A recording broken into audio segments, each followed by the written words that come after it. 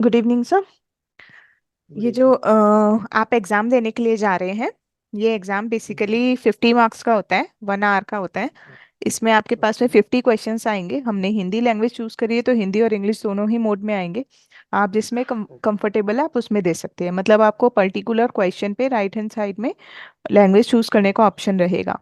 वैसे तो ये ओके। पेपर जैसे हमने हिंदी में लिया है तो हिंदी ही लैंग्वेज रहेगी, लेकिन अगर आप पर्टिकुलर क्वेश्चन को इंग्लिश मोड में देखना चाहते हैं तो राइट हैंड साइड में ऑप्शन रहेगा लैंग्वेज चूज करने का, तो उस पर्टिकुलर क्वेश्चन को आप चेंज करके हिंदी टू इंग्लिश वहां से देख सकते हैं। ओके। ठीक ओके। है। 50 मार्क्स का होता है, 1 आवर का होता है, एमसीक्यू बेस्ड होते हैं। 4 ऑप्शन आपको मिलते हैं जिसमें 3 गलत होते हैं और एक सही होता है। ओके। ठीक है। ज्यादातर एजम्पशन बेस्ड बेस्ड आते हैं। एजम्पशन मतलब आपको बता दिया जाएगा कि इस तरह का एक एग्जाम्पल बता दिया जाएगा, उस एग्जाम्पल बेस्ड ही होंगे। तो हमें कॉन्सेप्ट क्लियर करके चलना है। अगर हमारे कॉन्सेप्ट क्लियर होगा तो हम एग्जाम को दे पाएंगे अच्छे से, उस क्वेश्चन को समझ पाएंगे। ओके। ठीक है।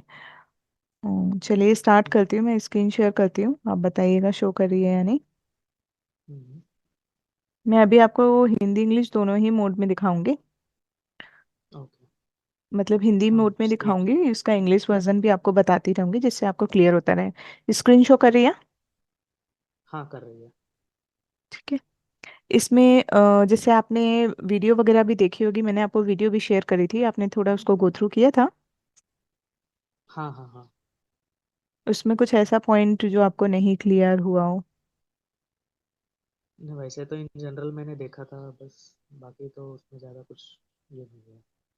ओके। कल है आपका एग्जाम? हाँ, कल है। कितने बजे से है?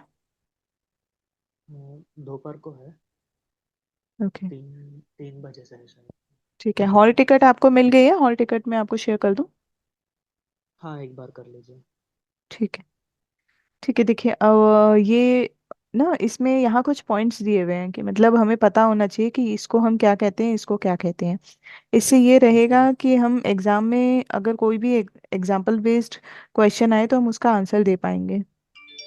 ओके। तो सबसे पहले तो हमें ये पता होना चाहिए कि इंश्योरेंस क्या है, क्योंकि हम जिस चीज़ का एग्जाम देने के लिए जा रहे हैं वो इंश्योरेंस का एग्जाम देने जा रहे हैं, बीमा का एग्जाम जी। देने जा रहे हैं। हम बीमा एजेंट के लिए हमने अप्लाई किया है। तो हम्म। बीमा है क्या? बीमा बेसिकली अगर हम जी। सिंपल लैंग्वेज में बोलेंगे तो क्या बोल सकते हैं हम उसे? अ, आप कुछ भी, जो भी बीमा। आपकी समझ में आता है आप आंसर दे सकते हैं। अ, बीमा मतलब एक एश्योरेंस जैसा है। हम्म। ठीक है। मतलब जैसे हाँ। कि हम बीमा का मतलब बेसिकली ये होता है कि कोई भी आकस्मिक दुर्घटना से होने वाली जो भी दुर्घटना होती है, एक्सीडेंट वगैरह होते हैं, वो अनफॉर्चुनेट होते हैं, हमें कुछ पता नहीं होता है, जी। अचानक होते हैं, सडनली होते हम्म। हैं, है ना। हम्म।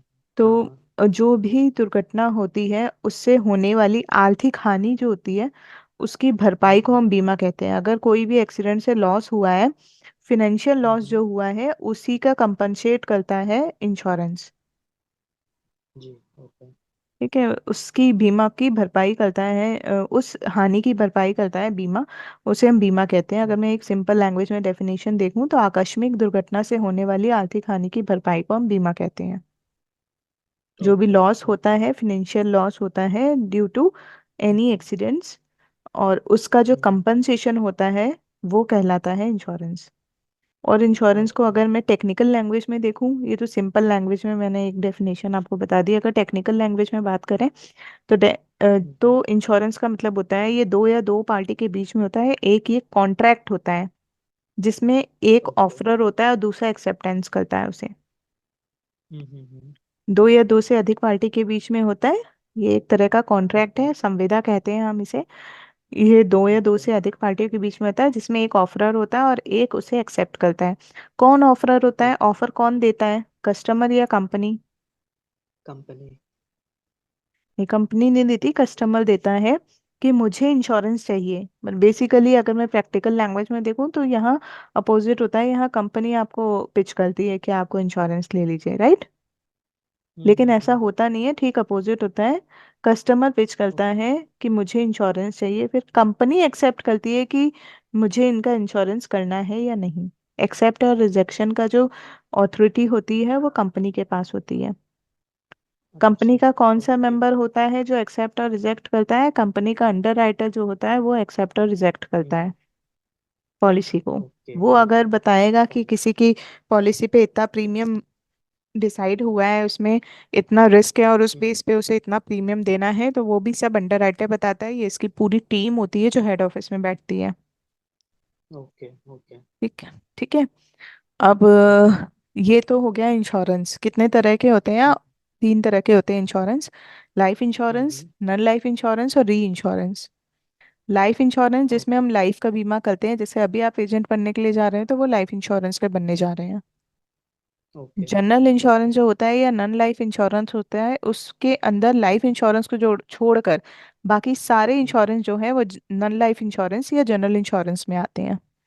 Even health okay. इंश्योरेंस भी जो है वो जनरल इंश्योरेंस का ही पार्ट है। अच्छा। ओके। ठीक है। और री हम्म। इंश्योरेंस किसे कहते हैं? री इंश्योरेंस जो होता है कि इंश्योरेंस कंपनी अपना बीमा भी करवाती है किसी और कंपनी से। वो भारत में सिर्फ एक है जिसका नाम है जीआईसी, जनरल इंश्योरेंस कॉरपोरेशन। ठीक है। ओके जीआईसी के ओके। नाम से जाना जाता है। भारत में सिर्फ हम्म। एक ही री इंश्योरेंस कंपनी है जो इंश्योरेंस कंपनी का बीमा करती है कि अगर किसी केस में इंश्योरेंस हम्म। कंपनी का दिवालिया निकल गया, हम्म। बैंकरप्सी हो गई और वो बैंकरप्ट हम्म। हो गई कोई भी इंश्योरेंस कंपनी, तो उसके जो हम्म। कस्टमर्स हैं उनको पैसा कहाँ से मिलेगा? उनको पैसा हाँ। री इंश्योरेंस कंपनी देगी। Okay okay. ठीक है। तो ठीक है। जीआईसी जो है वो भारत की इकलौती री इंश्योरेंस कंपनी है।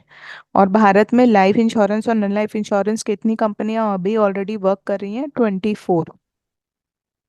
ओके। ठीक है। जी। अब हम आ जाते हैं इसमें, जैसे यहाँ लिखा है प्रस्तावक, प्रपोजल फॉर्म, पॉलिसी होल्डर। ये मैंने हम्म। आपको बता ही दिया कि कौन प्रपोज करता है, कौन बोलता है कि मुझे इंश्योरेंस चाहिए। कस्टमर बोलता है। यानी कस्टमर। हाँ। उसे हम क्या कहते हैं? उसे हम प्रस्तावक कहते हैं हिंदी में, इंग्लिश में कहते हैं प्रपोजर। प्रपोज किया ओके उसने कि मुझे इंश्योरेंस चाहिए, आवेदन किया है, अप्लाई किया है। किसके थ्रू अप्लाई ओके करेगा? प्रपोजल फॉर्म के थ्रू अप्लाई करेगा। ओके। पॉलिसी होल्डर किसे कहते हैं? जो बीमा ले रहा है, जिसके नाम की हम्म। पॉलिसी आई है और वही प्रीमियम दे रहा हम्म। है। मतलब पॉलिसी ओके बॉन्ड पे फ्रंट पेज पे उसी का नाम होगा। जैसे आपने अपनी पत्नी के लिए अगर पॉलिसी ली है तो आपका नाम हम्म। फ्रंट पेज पे होगा, लेकिन जो लाइफ इंश्योर्ड है उसका नाम अंदर में रहेगा कि इनके लिए पॉलिसी ली गई है। ओके पॉलिसी बॉन्ड के ओके। अंदर रहेगा। वो इंश्योर्ड ओके पर्सन कहलाते हैं जिसके लिए पॉलिसी ओके। ली गई है, और जो प्रीमियम दे रहा है वो पॉलिसी होल्डर कहलाता है। अब इस ओके। केस में ऐसा होता है कि जैसे मान लेते हैं कि एक व्यक्ति है, उसने अपनी वाइफ हम्म। बी के लिए पॉलिसी ली है। तो ए जो है ओके। उसका नाम पॉलिसी बॉन्ड पे लिखा हुआ आया है, वही प्रीमियम दे रहा है पॉलिसी का। ओके। बी ने क्या किया हम्म। है? बी के नाम की पॉलिसी है, मतलब बी की मृत्यु पे पैसा मिलेगा। B insured okay. पर्सन है। तो बी ने उसमें नॉमिनी बना दिया है सी को। नॉमिनी हम किसी को भी बना सकते हैं और परसेंटेज के हम्म। अकॉर्डिंग बना सकते हैं, 100%, 50%, जिसमें भी बनाना चाहें। तो बी ने जो ओके। नॉमिनी बनाया है सी को यानी चाइल्ड को, तो उस केस में हम्म। अगर बी की मृत्यु हो जाती है तो पैसा किसे मिलेगा? ए को या सी को? सी को मिलेगा, इसमें क्योंकि एक नॉमिनी तो चीज सी है। ध्यान रखिएगा। जैसे नॉमिनी को ही मिलता है हम्म। वैसे, अगर ज्यादातर केसेस में जैसे बैंक वगैरह में, एफडी वगैरह में, जिसमें भी है हम नॉमिनी को बनाते हैं तो नॉमिनी को ही मिलता है। ओके लेकिन यहाँ पे नॉमिनी को नहीं मिलेगा। यहाँ ये होगा कि पहले ओके। ये देखा जाएगा कि प्रीमियम पे कौन कर रहा था। तो प्रीमियम अच्छा। पे कर रहे थे ओके पॉलिसी होल्डर। ओके। तो पॉलिसी होल्डर कौन हाँ। है? ए है। तो पहले पैसा ए ये को है। मिलेगा क्योंकि एंड ऑफ द डे पैसा तो उसी का है, उसी ने पैसा लगाया है। प्रीमियम अच्छा। तो वही पे कर ओके। रहा था। हाँ इन हाँ हाँ। केस अगर ए की भी डेथ हो जाती है तब नॉमिनी के केस में पैसा मिलता है, तब नॉमिनी को मिलता है पैसा। ठीक है। Okay okay. ठीक है। और नॉमिनी अगर छोटा है, मतलब माइनर है, 18 से कम है, तो उस केस हम्म। में एक अपॉइंटी अपॉइंट किया जाता है जो 18 ईयर्स तक उस पैसे की रखवाली करता है। और 18 ईयर के बाद में जो हम्म। उसका मेन हकदार है उस पैसे का, उसको वो हम्म। पैसा हैंड ओवर कर दिया जाता है। Okay okay. ठीक है। ठीक एजेंट है। कौन होता है? बीमा करता, सॉरी पहले ये बताते हैं बीमा करता कौन होता है। जो कंपनी होती है वो बीमा करता होती है। जितनी भी बीमा ओके। करेगी, कौन करेगी? कंपनी करेगी। जितनी भी कंपनी इंश्योरेंस जी। कंपनीज हैं वो सब बीमा करते हैं, LIC, टाटा बिरला, रिलायंस, है ना, ये सब। हम्म। Agent okay. कौन है? इन दोनों के बीच की कड़ी है, कंपनी और कस्टमर के। कस्टमर के। हाँ, प्रीमियम किसे कहते हैं? अच्छा, इसमें एक क्वेश्चन और आता है प्रीमियम के केसेस में कि हम्म। इंश्योरेंस में कंसीडरेशन का क्या मतलब है? कंसीडरेशन को हम क्या बोलते हैं इंश्योरेंस की लैंग्वेज में? तो कंसीडरेशन को हम बोलते हैं प्रीमियम इंश्योरेंस की लैंग्वेज में, ये क्वेश्चन आता है। ओके। ठीक है। सम हाँ एश्योर हाँ। प्रीमियम वही होता है जो हम किस्त पे करते हैं, छोटा छोटा अमाउंट जो हम कंपनी को देते हैं जब हमने पॉलिसी ली होती है। सम एश्योर्ड क्या होता जी। है? उसके बिहाफ पे कंपनी जब मृत्यु हो जाती है या पॉलिसी मेच्योर हो जाती है तो हमें एक बड़ा अमाउंट देती है, वो सम एश्योर्ड कहलाता है ना। ओके। मेच्योरिटी आपको पता ही होगी, जब पॉलिसी पूरी हो जाती है तो वो मेच्योरिटी खत्म होती हो है। जाएगी, हाँ। हाँ जी। ओके। और अगर डेथ की होती है तो डेथ के केसेस में मेच्योरिटी भी दो तरह की होती है, एक तो सर्वाइवल बेनिफिट होता है। हम्म। सॉरी, सर्वाइवल बेनिफिट मतलब आप जीवित हैं तो आपकी पॉलिसी चलती हम्म। रहेगी, जब पॉलिसी मेच्योर हो गई, पूरी हो गई, तो आपको पैसा मिल गया। दूसरा होता है डेथ हाँ हाँ। बेनिफिट, कि डेथ पे मिल जाता है पैसा। तो हम्म। दो तरह की मेच्योरिटी होती है। जी। ओके। नेक्स्ट है राइडर। राइडर ये होता है हम्म। कि थोड़ा सा अमाउंट देकर हम ज़्यादा बेनिफिट अर्न कर सकते हैं, जैसे कि हम पॉलिसी ले रहे हैं लेकिन पॉलिसी के साथ में अगर हमने राइडर लगा दिया तो राइडर में बहुत हम्म। ज़्यादा प्रीमियम नहीं होता है, थोड़ा सा प्रीमियम होता है, लेकिन हम उससे ज़्यादा बेनिफिट अर्न कर सकते हैं। तो कभी कभी ऐसा ओके। भी होता है, जैसे 50 लाख का कोई केस हमने लिया और उसमें हम 30 हजार का प्रीमियम दे रहे हैं, मान लेते हैं, एक एग्जांपल मान लेते हैं, या 50 हजार का प्रीमियम दे रहे हैं, 50 लाख का हमारा टर्म प्लान है, तो हम 5 हजार रुपये देके उस 50 लाख को 1 करोड़ का भी बना सकते हैं। 1 करोड़ कर सकते हैं। हम्म। ओके। तो ओके। थोड़ा सा ही अमाउंट लगा, लेकिन हम हमें उसे 50 से 1 करोड़ का बनाने में बहुत ज्यादा पेमेंट नहीं करना पड़ा। तो वो जो अमाउंट अलग हम्म। से दिया है हमने, वो कहलाता है राइडर। राइटर। ओके। हम्म। अंडर राइटर मैंने आपको बता दिया, पॉलिसी में जो देखता है कि किस पे पॉलिसी पे कितना प्रीमियम है, कितना रिस्क है, किसकी पॉलिसी को एक्सेप्ट करना है, किसकी पॉलिसी को रिजेक्ट करना है, ये सब अंडर राइटर डिसाइड करता है। ओके। ठीक है।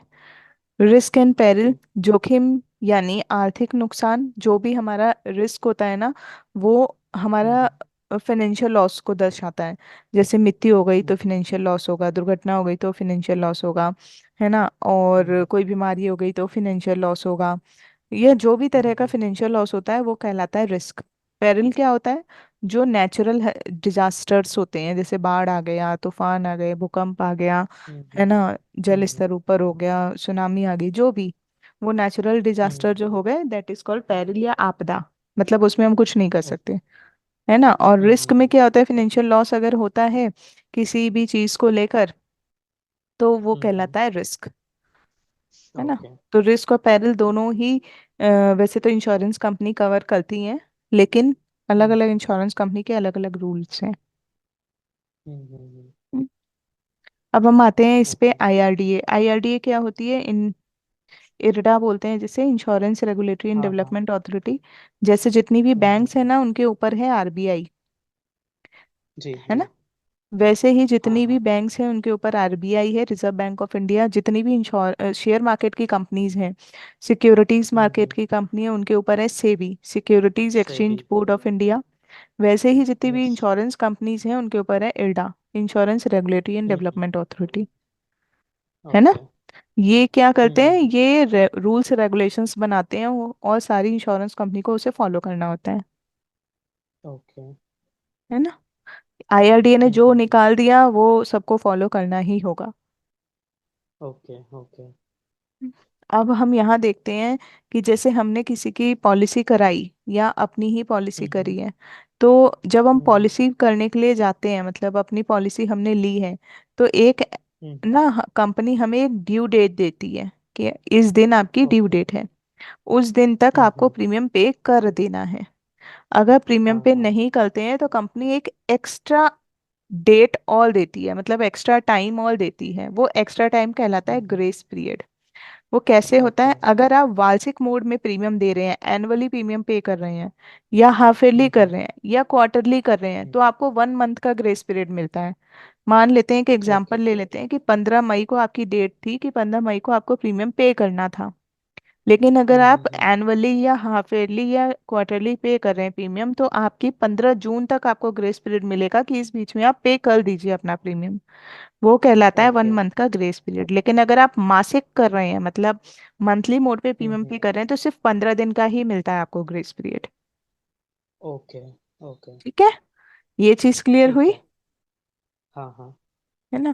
अगर मान लेते हैं वो 1 मंथ भी निकल गया, 15 जून तक हमें पेमेंट हम्म। करना था, 15 जून भी निकल गया, तो हमारी पॉलिसी लैप्स हो जाती है, व्यापागत हो जाती है, ओके। मतलब पॉलिसी रुक जाती है। अब मान लेते हैं, एक हम्म। एग्जांपल ले लेते हैं कि 10 हमें प्रीमियम देना था 10 साल तक, 9 साल तक हमने ओ- प्रीमियम दे दिया। 10वां साल जो ओके। था वो 15 जून भी निकल गई डेट। ठीक ओके। है, और 17 जून को ठीक उसकी है। डेथ हो गई। ओके। 9 प्रीमियम उसने दिए हैं, एक प्रीमियम नहीं दे पाया, तो कितना पैसा मिलेगा उसे? जो प्रीमियम्स पे किया था उतना ही मिलेगा। वो भी नहीं मिलेगा, क्योंकि कुछ नहीं मिलता है। अच्छा। लैप्सेशन के केस में सारी चीजें लैप्स हो जाती है, आपको पॉलिसी के कोई भी बेनिफिट नहीं मिलते हैं, ना सर्वाइवल ना डेथ। ओके। ओके। ठीक है, चाहे आपने कितने ही प्रीमियम दे दिए हो। तो इसीलिए हम्म। अपनी पॉलिसी को, कोई भी कैसी भी पॉलिसी आप कराएं, किसी और की कराएं या अपनी कराएं, तो कभी भी अपनी पॉलिसी को लैप्सेशन में न जाने दें। और सामने वाले से भी ओके। इस तरह के लिए आप उन्हें सारी चीजें बता सकते हैं कि अच्छा। लैप्सेशन के केस में क्या होता है। अब जी मान जी। लेते हैं 15 जून ओके। निकल गई डेट, 17 तारीख को उसकी डेथ हो गई, कुछ नहीं मिला। हम्म। अगर वो जिंदा है, मान लेते हैं डेथ नहीं हुई है, तो उसके पास में 2 साल का टाइम है कि वो अपने 2 साल के अंतर्गत फिर से दोबारा पॉलिसी को चला सकता है। वो कहलाता है okay. Revival period, okay. Okay. है ना। 2 साल तक उसके ठीक पास है। टाइम था। अब वो 2 साल भी अगर निकल गए, तो फिर कुछ नहीं हो हम्म। सकता, ना उधो का लेना ना माधो का देना, कुछ नहीं मिलेगा। ठीक है, ओके। अगर वो ओके। 2 साल के अंतर्गत अपनी पॉलिसी को चला लेता है, तो कंपनी ये मानती है कि आप दोबारा आए हो, अपनी पॉलिसी को आपने चलाया है, तो इसका मतलब आप अपनी पॉलिसी को कंटिन्यू करना चाहते हो। तो कंपनी क्या करेगी, जब लैप्स चली गई पॉलिसी, उसके बाद आप दोबारा उसे रिवाइव कराने के लिए आ रहे हो, तो कंपनी सारे डॉक्यूमेंट दोबारा लेगी, उस पॉलिसी को ओके। फ्रेश ट्रीट करेगी कि ये आपकी फ्रेश पॉलिसी है। और एक चीज ओके। का और ध्यान रखिएगा, जब भी हम किसी की पॉलिसी कराते हैं या करते हैं अपनी ही, तो 1 साल के हम्म। अंतर्गत अगर सुसाइड केस होता है तो वो इनवैलिड हो जाता है। मतलब कि हमने सुसाइड कर लिया, तो यानी आपका मोटिव यही था कि आप पॉलिसी ले लें और सुसाइड कर ले, तो 1 साल के अंतर्गत सुसाइड क्लॉज लग जाता है और आपको कोई भी पेमेंट कंपनी की तरफ से देय नहीं होता। ओके। ओके। ठीक है, अगर 1 साल के बाद सुसाइड होता है ठीक तो मिल है। जाता है केस, तो मिल जाता है ओके। पैसा। ठीक है, दूसरी चीज की, ओके। जैसे आपने पॉलिसी कराई है उसके 2 साल के अंतर्गत शीघ्र मृत्यु हम्म। दावा काउंट होता है। शीघ्र मृत्यु दावा मतलब अर्ली डेथ क्लेम। अगर 2 साल के अंतर्गत आपने पॉलिसी कराई 2023 में और 2025 से पहले ही किसी की डेथ हो गई जिसकी भी आपने पॉलिसी कराई, ठीक है, तो हम्म। कंपनी क्या करेगी, कंपनी वेरिफिकेशन करेगी 6 महीने तक। अच्छा। कंपनी वेरीफाई करेगी 6 महीने तक कि आप क्या, जो डेथ हुई है वो जेन्युइन है या नहीं। अगर जेन्युइन है तो 180 दिन हम्म। के वेरिफिकेशन के बाद में आपको पेमेंट मिल जाएगा। लेकिन अगर जेन्युइन नहीं हुआ तो कुछ भी पेमेंट आपको नहीं मिलेगा। ओके। ठीक है, तो ये तो ठीक है। हुआ इसका early death claim. Early death claim हम्म। लैप्सेशन के बाद में भी काउंट होता है। अर्ली डेथ क्लेम 2 साल का होता है, तो वो जब पॉलिसी आपकी लैप्स हो गई है उसके बाद आप दोबारा रिवाइव करा रहे हो, और जिस दिन आपने हम्म। रिवाइव कराई है उस दिन भी फ्रेश पॉलिसी लेगी कंपनी, यही समझेगी कि हम्म। आप फ्रेश पॉलिसी करा रहे हो। तो उस दिन हाँ से हाँ। लेकर भी 2 साल के अंतर्गत शीघ्र मृत्यु दावा ही काउंट करेगी, okay. Okay. Early death claim ही काउंट करेगी। ठीक हम्म। है, क्लियर हुआ ये पॉइंट। हाँ हाँ हाँ। ओके। नॉमिनी का क्या होता है? नॉमिनी मैंने आपको बता ही दिया, जो भी उसका उत्तराधिकारी होता है पैसे का, रिस्पॉन्सिबिलिटी जिसकी होती है, जो रिस्पॉन्सिबल होता हम्म। है उसको पैसा मिल जाता है। अब इसमें एक ओके। केस में ट्रस्टी भी आता है। ट्रस्टी क्या हम्म। होता है? ट्रस्टी के केस में जैसे मान लेते हैं कि हमने पॉलिसी किसी की कराई है, तो जैसे बड़े बड़े ओके। बिजनेसमैन जो होते हैं ना, वो नॉमिनी नहीं हम्म। बनाते अपने पॉलिसी में, वो ट्रस्टी ही ओके। बनाते हैं। उसके पीछे अच्छा। रीजन ये होता है कि ट्रस्टी के केस में अगर कोई भी बैंकरप्सी हो जाता है, बड़े बड़े बिजनेसमैन ओके। होते हैं जैसे अंबानी है, टाटा है, बिरला है, हाँ तो हाँ। ये क्या करेंगे, हम्म, ये नॉमिनी नहीं बनाएंगे अपनी पॉलिसी में, ये ओके हमेशा ट्रस्टी बनाते हैं। ट्रस्टी एक पत्नी और दो बच्चों को बनाया जा सकता है। उस केस में हम ओके। जैसे एक एग्जांपल ले लेते हैं, जैसे आपने शिवाजी पिक्चर देखी है, शिवाजी द बॉस। हाँ हाँ हाँ हाँ हाँ। उसमें क्या होता है कि उसकी देखिए। बैंक्रप्सी हो जाती है शिवाजी की, तो सारी जी। चीज उससे छीन ली जाती है, बैंक सारी चीज उससे जब्त करवा लेती है। हाँ हाँ उसने हाँ। घर को भी सीज कर देती है, उसकी रोलेक्स घड़ी को भी यस। सीज कर देती है, सारी चीजें, सारी प्रॉपर्टी, राइट। जी। ये हाँ हाँ क्योंकि हाँ बैंक हाँ। को तो अपना लोन कर्जा हटाना है, इस वजह से। तो ट्रस्टी के केस ओके। में अगर आपने कोई पॉलिसी ले रखी है, मान लेते हैं 20 करोड़ की, 50 करोड़ की है, और उसमें ओके। ट्रस्टी बना रखा है, तो उस हम्म पॉलिसी को बैंक टच नहीं कर हम्म। सकती। उस पॉलिसी पे सिर्फ ओ- पत्नी और बच्चों का ही हक होता है। Okay okay. ठीक है, तो इसलिए ये ट्रस्टी का ओ- काम करते हैं। दूसरी बात, इसमें हम्म। एक प्लस पॉइंट तो ये होता है कि इस पॉलिसी पे बैंक टच नहीं कर सकते इस पॉलिसी को। दूसरा, इसमें एक ड्रॉबैक भी होता है कि मान लेते हैं कि हम्म। पत्नी और बच्चे खत्म हो गए। ट्रस्टी के ओके। केस में पति ने पत्नी के लिए हम्म। पॉलिसी ली थी और ट्रस्टी बना दिया था पत्नी और अपने दो बच्चों को। एक पत्नी और दो बच्चों को ही ओके बनाया जा सकता है, कितने ही बच्चे हो क्यों ओके। ना हो तब भी। ठीक है, और बना दिया, और ट्रस्टी के केस में सभी तीनों ही खत्म हो गए, चारों ही खत्म हो गए, ओके। एक पत्नी, दो बच्चे और पति। तो उस केस में हम्म। वो पैसा उनके लीगल हायर को नहीं मिलेगा। जबकि नॉमिनी के केस में ऐसा होता है कि जैसे पत्नी है, पति है और दो बच्चे हैं, और नॉमिनी बच्चों को बनाया था और वो खत्म हो गए, तो लीगल हायर को पैसा मिल जाता है। जो भी उसका ओ। उत्तराधिकारी होते हैं, केस चलता है कोर्ट में और फिर पैसा मिल जाता है। लेकिन ट्रस्टी के हम्म। केस में ऐसा नहीं होता। ट्रस्टी के केस में पॉलिसी लैप्स, पॉलिसी का जो पैसा है वो स्टेट के हम्म। ट्रस्टी को मिल जाता है, उस पर्टिकुलर स्टेट के। ओके जैसे महाराष्ट्र ओके। एक स्टेट है, तो महाराष्ट्र में अगर वो हम्म केस है तो महाराष्ट्र के जो भी ट्रस्टी होंगे उसको पैसा मिल हम्म। जाएगा। तो ये हुआ ट्रस्टी का। ओके। ट्रस्टी के केस में ये वाला क्वेश्चन आता है कि अगर ट्रस्टी के केस में ट्रस्टी की डेथ हो जाए तो किसको पैसा हम्म। मिलेगा। तो उस पर्टिकुलर स्टेट के ट्रस्टी को पैसा मिलेगा, लीगल हायर को ओके नहीं मिलेगा। ऑप्शन में लीगल हायर भी दिया हुआ होगा। नॉमिनी के केस में लीगल हायर को मिलता है, बट ट्रस्टी के केस में लीगल हायर को भी नहीं मिलता है। Okay okay. ठीक है, ये थोड़ा ध्यान रखिएगा। ये तीनों चारों ओके। पॉइंट जो मैंने अभी बताए आपको, इसमें से कुछ पूछना है आपको? नहीं, बस क्लियर है। क्लियर है ना? फिर भी आप एक बार पढ़ेंगे ना, हम्म, वीडियो वगैरह देखेंगे तो आपको और क्लियर हो जाएगा अच्छे से। जी जी जी बिल्कुल। स्क्रीन शो हो रही है आपको? हाँ, हो रहा है। हम्म। अब देखिए, असाइनमेंट क्या होता है, समुपदेशन बोलते हैं हिंदी में, इंग्लिश में असाइनमेंट बोलते हैं। हम किसी भी पॉलिसी को बेच सकते हैं, दान कर सकते हैं और गिरवी रख सकते हैं, मॉर्गेज कर सकते हैं, ओके गिफ्ट दे सकते हैं और सेल कर सकते हैं। ओके।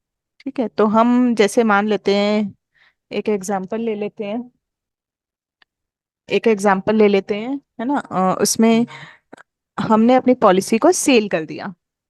तो सेल के ओके केस में क्या होता है कि हमने जैसे कि अपनी पॉलिसी को सेल कर दिया, तो जैसे ओके मेरे नाम की पॉलिसी थी और मैंने बी पर्सन को सेल कर दिया, तो ओके। सारा जो उतरा, मतलब उसके सारे जो बेनिफिट्स हैं पॉलिसी के, वो सारे बी को ट्रांसफर हो जाएंगे। जो उसका ओके प्रीमियम था, वो आगे का प्रीमियम भी बी पे करेगा। इस केसेस में ओके। ज्यादातर क्या होता है, जैसे मान लेते हैं एक एक बंदा है जिसके नाम की पॉलिसी है, और बी को पैसे लेने हैं ए से। अब वो बार बार उससे बोल रहा है कि भाई मेरे को इतने पैसे चाहिए, तुम मतलब तगादा वो कर रहे हैं, नहीं मिल हम्म। पा रहे हैं उसे पैसे। तो ए, इस केस में क्या होगा, ए बोलेगा कि आप एक काम करो, मेरे से पॉलिसी, इतने की पॉलिसी है मेरी, आप वो रख लो अपने पास। ओके वो ओके। उसको दे देगा। तो बी हाँ। उसकी पूरी पॉलिसी को अपने नाम से मतलब खरीद लेगा। तो खरीदने के केस में ओके क्या होगा कि वो पहले बैंक वहां जाएगा, इंश्योरेंस कंपनी में जाएगा, और सारी चीज चेंज हम्म। करेगा अपने नाम की। जो okay your meeting will and in 10 second, 10 minutes, 10 minutes का उसने टाइम दिया है।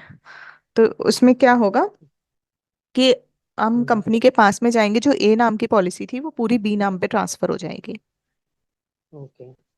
ठीक है, तो सारे बेनिफिट्स ए के खत्म हो जाएंगे। अब इस तरह के क्वेश्चन में ना क्या आता है जनरली कि मान लेते हैं ए ने पॉलिसी बी को सेल कर दी और ए की डेथ हो गई, तो अब पैसा हाँ किसको हाँ। मिलेगा, ए के नॉमिनी को या बी के नॉमिनी को? अम, वैसे तो मिलना तो नहीं चाहिए क्योंकि पूरा हाँ, बेनिफिट तो पैसा बी के मिलेगा पास ही चला नहीं, गया। क्योंकि बी के नाम की हाँ। पॉलिसी ट्रांसफर हो गई, यानी बी की डेथ होगी तो ही हम्म। पैसा मिलेगा और बी के नॉमिनी तो को ही मिलेगा। पैसा मिलेगा। हाँ, यस और यस बी के यस। नॉमिनी को सेम ऐसे ही गिफ्ट के केस में होता है और मॉर्गेज के केस में होता है। मॉर्गेज के केस में जो होता है वो कंडीशनल हम्म असाइनमेंट होता है कि हमने आपको पॉलिसी दे दी है, अब 2 साल के हम्म। बाद में अगर हम वापस इस पॉलिसी को खरीदना चाहें तो आप हमें बेच दोगे, ये शर्त ओके लगा दी जाती है मॉर्गेज के केस में। ओके तो शर्त ओके। अगर लगा दी है तो आपको वो दोबारा देनी पड़ेगी हम्म। कि इतने साल तक आपका अधिकार होगा, उसके बाद में फिर पॉलिसी पे मेरा ही अधिकार होगा। तो इस तरह का असाइनमेंट ओके कहलाता है कंडीशनल असाइनमेंट। और जब पूरी तरह से सेल कर दी जाती है और दान दे दी जाती है, गिफ्ट कर दी जाती है, उस तरह के असाइनमेंट को बोलते हैं एब्सोल्यूट असाइनमेंट। Okay okay. अब हाँ। नेक्स्ट है इंडोर्समेंट यानी पृष्ठांकन। ये एक फॉर्म है जो किसी हम्म। प्रकार के परिवर्तन करने के लिए भरा जाता है, इससे नाम पता है। हाँ, ये पृष्ठांकन वही होता है जैसे कि आपको अपना कोई भी चीज़ पॉलिसी में चेंज करवाना है, अपना नेम, एड्रेस, मोबाइल नंबर, कोई भी चीज़ चेंज करानी है, तो पूरा जो फॉर्म ओके। बॉन्ड होता है ना, बॉन्ड के सबसे हम्म पीछे जाएंगे हम तो इंडोर्समेंट का एक पेज होता है। उस इंडोर्समेंट हम्म। के पेज में आप लिख के कंपनी को हैंड ओवर कर देंगे तो आपकी वो चीज़ें अमेंडमेंट हो जाती हैं, चेंज हो जाती हैं। Okay contract, okay. कॉन्ट्रैक्ट मैंने आपको बता ही दिया। ये हम्म। इंश्योरेंस जो है वो एक तरह का कॉन्ट्रैक्ट है जिसमें पॉलिसी होल्डर, एक पॉलिसी होल्डर के बीच में और कंपनी के बीच में होता है, और ये एक हम्म। लीगल कॉन्ट्रैक्ट कहलाता है। Okay okay. हम्म,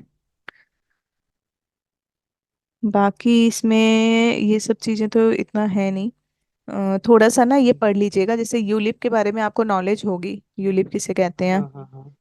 यूलिप जो प्लान्स वगैरह होते हैं ना जो शेयर मार्केट पे हाँ आधारित हाँ। होते हैं, वो सब यूलिप यूलिप हम्म। कहलाते हैं।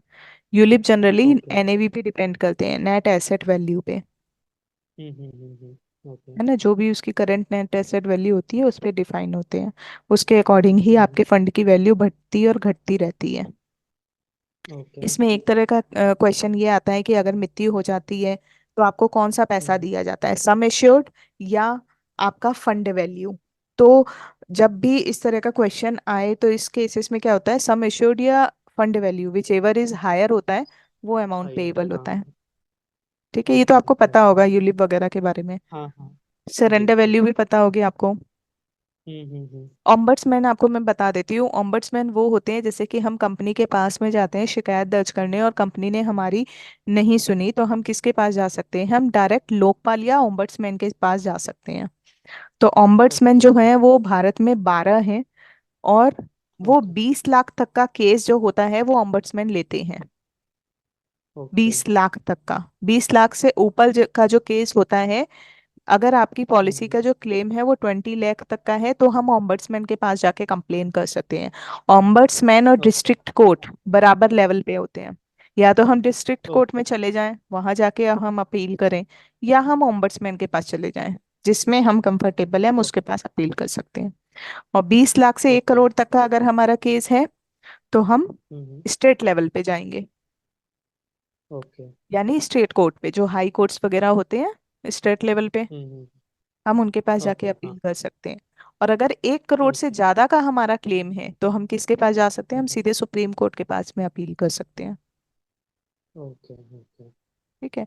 लोकपाल के जो विवाद होते हैं उनको, उनका निपटारा 90 दिन में हो जाता है। ये इंपॉर्टेंट क्वेश्चन है, ये आता है कि ऑम्बड्समैन अपना निर्णय कितने दिन में हम्म। सुना देता है। तो ऑम्बड्समैन ओके। के पास 90 दिन का टाइम होता है, जब भी हम पॉलिसी जो है हमने अपील करी है, हमें शिकायत दी, हमने लोकपाल के पास शिकायत दर्ज करी, लोकपाल कंपनी के हम्म। हक में भी नहीं बोलता और हमारे हक में भी नहीं बोलता, वो दोनों के बीच की कड़ी ओके। होता है और जो जेन्युइन केस होता है उसको सॉर्ट आउट करता है। और वो दोनों को हम्म। मानना मानना ही पड़ता है, मतलब कंपनी को भी और कस्टमर को भी, जो भी वो निर्णय लेगा। उसका ओके जो टाइम ओके। पीरियड है वो 90 दिन का है। हम्म। ठीक है। ठीक है। अच्छा, अब इसमें ये सब तो आप पढ़ लोगे, समझ में आ हम्म। जाएगा, या एक बार आप वीडियो देख लोगे आप समझ में आ जाएगा। इसमें एक क्वेश्चन और आता है कि फ्री लुक इन पीरियड कितने दिन का होता है। हमें पॉलिसी बॉन्ड मिलता है, जब हम पॉलिसी कराते हैं तो पॉलिसी बॉन्ड मिलता है, उस दिन से लेकर 15 दिन का जो टाइम होता है, हम अपनी पॉलिसी को वापस भी कर सकते हैं। ओके वापस मतलब हमें ओके। पॉलिसी नहीं करानी। जिस दिन हमें बॉन्ड रिसीव जी। हुआ उस दिन से लेकर 15 दिन का जो टाइम होता है, वो कहलाता है हम्म फ्री लुक इन पीरियड। ये गलत यहाँ पे टाइप हो गया है। फ्री लुक इन पीरियड हम्म या लॉक इन पीरियड, है ना, ये कहलाता है। ठीक है। ओके तो ये भी क्वेश्चन आता है कि फ्री लुक इन पीरियड कितने दिन का होता है और कब से काउंट होता है। तो पॉलिसी बॉन्ड ओके मिलने से 15 दिन के अंदर। ओके। बाकी तो इसमें हाँ एक ये चर्निंग है पॉइंट। चर्निंग मतलब हमने हम्म किसी ग्राहक को पॉलिसी दी और उसकी हम्म। पॉलिसी को चलते हुए 3 साल हो गए। 3 साल के बाद में ओके। फिर हमने उस पॉलिसी को सरेंडर करा दिया और उसे बोला कि आप दूसरी पॉलिसी ले लो। तो वो क्या कहलाएगा? हम्म। वो चर्निंग कहलाएगा। हमें ऐसा नहीं करना चाहिए, क्योंकि हम उसकी वो वाली पॉलिसी को सरेंडर करा दे रहे हैं और वहां से जो पैसा आ रहा है उससे उससे दूसरी पॉलिसी दिलवा दे रहे हैं। तो अगर ऐसा करते हुए हम्म। हम पाए गए तो कंपनी क्या ओके। करती है? हम्म। कंपनी हमारे एजेंट कोड को रद्द कर देती है। IRDA रद्द कर ओके देती है, मतलब आपका जो एजेंट कोड है वो सरेंडर कर देगी। Okay okay. ठीक है। तो चर्निंग का भी आता है क्वेश्चन कि चर्निंग क्या हम्म होती है। अब है ना, मैं आपको एक दो चीजें बता देती हूँ। तो मेनली ज्यादा कुछ है नहीं, हम्म। बस अब आपको पढ़ना ही होगा। ट्रिक्स बतानी ओके। होती है। ट्रिक्स क्या होती है कि जब हम हम्म क्वेश्चन वगैरह करते हैं तो हम्म। 50 क्वेश्चन होते हैं। तो सबसे पहला जो होता है तब से हम्म। लेकर हमें एंड तक 50 तक, ओके। डिसकंटिन्यू नहीं हुआ है ना, कंटिन्यू है। जब हमने सबसे 2 मिनट पहला, दिखा रहा है। हाँ, 2 मिनट अभी दिखा रहा है। अच्छा, 2 मिनट कंटिन्यू। है, ठीक है। तो जब हम सबसे पहले से लेकर एंड तक क्या करेंगे, सबसे पहले सी नंबर पे क्लिक कर देंगे। ये मैं आपको ट्रिक बता रही हूँ जो आपको फॉलो करनी है एग्जाम में। हमारे ओके पास में ओके। 1 घंटे का टाइम होता है, उसे पूरा यूटिलाइज करना है। 5 मिनट के अंदर फर्स्ट नंबर हम्म। से लेकर 50 तक हम सी पे क्लिक कर देंगे, फटाफट फटाफट। ओके फिर ओके हम दोबारा ओके। फर्स्ट नंबर पे आएंगे, इसमें मैक्सिमम 5 मिनट लग हम्म। जाते हैं। फिर 50 तक जब ओके। क्लिक कर देंगे तो फिर हम फर्स्ट नंबर पे आएंगे। फिर फर्स्ट नंबर से हमें ये हम्म देखना है कि जो क्वेश्चन में, जो स्टेप 2 हमें हम्म। करनी है, वो हमें ये देखनी है कि जो क्वेश्चन सबसे बड़े हैं उसका आंसर भी हाँ बड़ा हाँ होगा, पहली चीज। हाँ। दूसरी चीज हमें ये हम्म। देखनी है कि जिस क्वेश्चन में ऑल ऑफ द एबव और नन ऑफ द एबव करके होगा, वो हाँ हाँ। ज्यादातर होता है डी में, डी ऑप्शन में होता है। ओ- तो उसे सी ओके से उठा के डी पे करना है। स्टेप 2 में हमें ओके। 3 चीजें देखनी है। सबसे बड़े बड़े क्वेश्चंस देखने हैं, बड़े का आंसर बड़ा ही होगा, 7-8 लाइन का, ओके। 9-10 लाइन का, इस तरह से होगा, है ना। तो उसका ओके। आंसर भी, ऑप्शन भी बड़ा ही होगा। दूसरा हमें ये देखना है जिसका नन ऑफ द एबव और ऑल ऑफ द एबव ये लिखा होगा, वही होगा। हम्म। तीसरा हमें ये ओके। देखना है कि जो ऑड वन आउट करके होता है ना, ज्यादातर अब देखते होंगे कि ऑप्शन पढ़ रहे हो आप तो तीन तो एक जैसे लग हाँ रहे हैं और एक सबसे हाँ अलग हाँ। लग रहा है। तो वो ऑड वन आउट का फॉर्मूला होता है, तो वही करेक्ट होता है। चाहे वो बी पे हो, चाहे ओ- वो ए पे हो, चाहे वो डी पे हो, तो हमें उसे सी से उठा के चेंज कर देना है। Okay step 2 okay. में हमें ये करना है, बड़े वाले क्वेश्चन का बी पे हो, ए पे हो तो वो कर देना है। नन ऑफ द एबव सी से हम्म। उठा के डी पे कर देना है। और जो ऑड हम्म। वन आउट है उसका जिस पे भी आपको लग रहा है वो कर देना है। फिर ऐसे ही 50 तक ओके करना है और फिर हमें दोबारा 1 नंबर पे आना है। जब हम स्टेप 1 और स्टेप 2 फॉलो करते हैं तो हमारे 10 से 12 नंबर आ जाते हैं। 5 से 7 नंबर की ओके फाइट ओके। होती है। तो जब हम स्टेप 3 में जो सबसे हम्म। सही लग रहा है, जो हमें एकदम अच्छे से आता है, हमें वो चूज करना है। हम्म। तो यानी थोड़ा सा ओके हमें ओके। पढ़ना पड़ेगा, थोड़ा सा देखना पढ़ना पड़ेगा। पड़ेगा। अगर हम वो देख लेते हैं हम्म और हमें पता चल जाता है, देखते हैं तो हम्म। आराम ओके से आप ओके। इस तरह से कर सकते हो।